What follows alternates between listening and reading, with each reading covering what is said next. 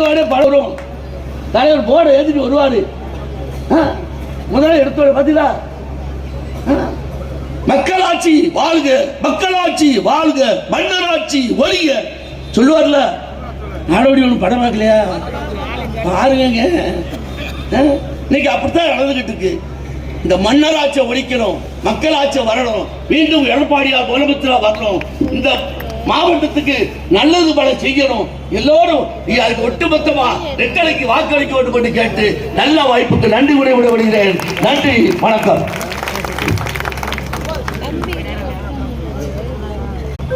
புரட்சி தலைவி அம்மா அவர்களால் கண்டெடுக்கப்பட்ட மாணிக்கமும்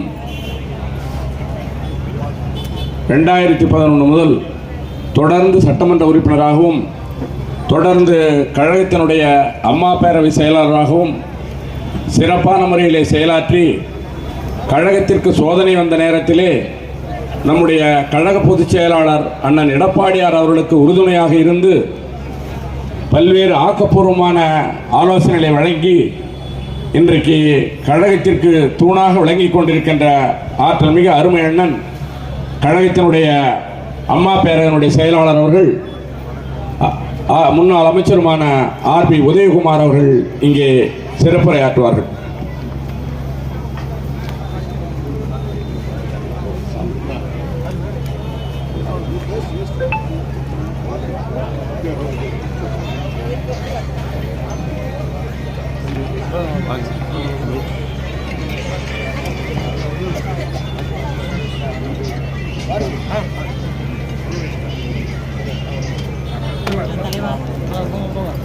என்னோட மட்டும் கொஞ்சம் தந்துடுறீங்களா? என்னோட செல்லில் எடுக்கிறீங்க சரிங்களா? எனக்கு அனுப்புறீங்களா?